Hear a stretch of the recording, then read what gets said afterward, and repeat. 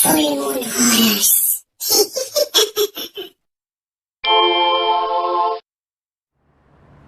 देर रात एक सुनसान सड़क से एक बस गुजरती है और वो बस एक जंगल के पास आकर एक मुसाफिर को सुनसान सड़क पर उतार देती है। मुसाफिर वही सुनसान सड़क पर कमरे की तलाश में अकेला ही निकल पड़ता है, लेकिन तभी अचानक उसे कुछ दूरी पर आकर एक आदमी दिखाई देता है जो कि एक घने पेड़ के नीचे खड़ा होता है। वो बस मुसाफिर उस अनजान व्यक्ति को ठहरने के लिए किसी कमरे के बारे में पूछता है। वो आदमी उस मुसाफिर को कहता है, सीधा चले जाओ और पीछे मुड़कर मत देखना। वो मुसाफिर उसके बताए हुए रास्ते पर चल पड़ता है।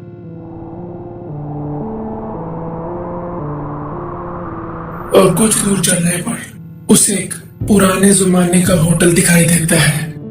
वो मुसाफिर यह देखकर खुश हो जाता है और वह होटल की ओर चल पड़ता है। होटल के अंदर जाने पर वो देखता है कि रिसेप्शन पर कोई मौजूद नहीं था।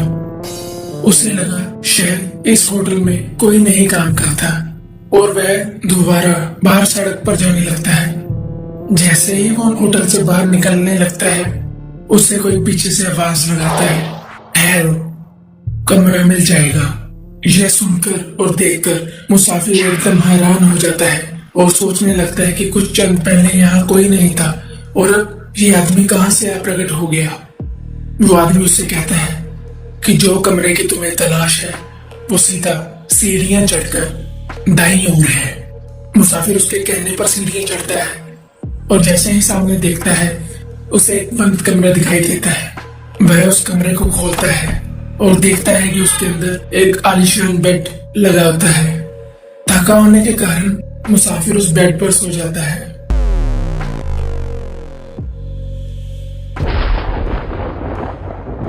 करीब 1:45 मुसाफिर को ऐसा लगता है जैसे उसके कमरे में कोई मौजूद है और जैसे ही वो आंख खोलता है और देखता है कि एक वेटर उसके सामने खड़ा होता है और उसके हाथ में एक ट्रे होती है जिसमें कॉफी और कुछ स्नैक्स होते हैं। वो आदमी देखने में एकदम भयानक लगता है। उसके माथे पर कटे हुए निशान और आंखें लाल होती हैं।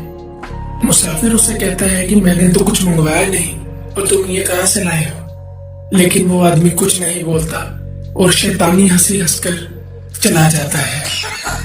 भूखा होने के कारण देर ना किए हुए मुसाफिर उस खाने को खाने लगता है और थोड़ा सा खाने पर उसकी तबीयत खराब होने लगती है और उसे ऐसे लगता है जैसे कि उसने कांच खा लिया हो। और जैसे ही वो जोर से खांसता है उसके मुंह से कटा हुआ हाथ निकल आता है। यह देखकर मुसाफिर को चक्कर आने लगते हैं और वह चक्कर खाकर वहां पर ही गिर जाता है। इससे पहले कि वह कुछ समझ पाता, वो दोबारा उठकर देखता है कि वही आदमी जो पहले चाय और कुछ खाने का सामान लाया था वो फिर कमरे में खड़ा होता है और इस बार उसके हाथ में बड़ा सा बर्तन होता है। वह आदमी कुछ कहे बिना उसे घूरने लगता है और वही शैतानी हंसी हंसकर वो बर्तनों को वहां पड़े मेज पर रख देता है और चला जाता है।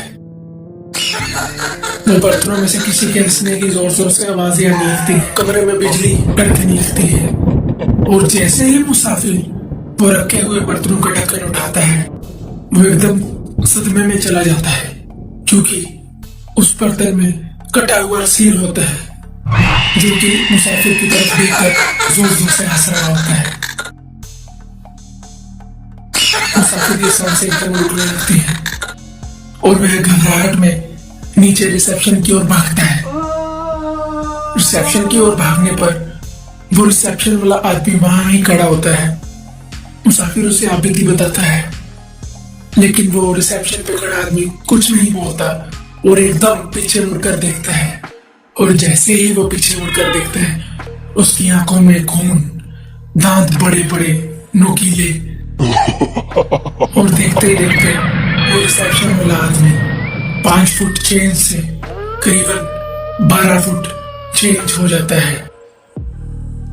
वहां पर 2 और लोग आ जाते हैं, जिनमें से एक ने अपना हाथ में सिर पकड़ा होता है और एक को छाती में गोली लगी होती है। इससे पहले कि मुसाफिर कुछ समझ पाता, वह वहां से भागने लगता है, लेकिन वो भाग नहीं पाता क्योंकि वो शैतानी शक्तियों ने उसे अपने काबू में कर लिया होता है। और अचानक मुसाफिर के सामने वो आदमी अपना सिर लेकर खड़ा हो जाता है, जिसका सिर उन बर्तनों में पड़ा होता है। मुसाफिर का शरीर उसका साथ छोड़ने लगता है और वो रिसेप्शन वाला आदमी अपने असली रूम में आ जाता है और जोर से सांस खींचता है और मुसाफिर को अपने अंदर निकल जाता है।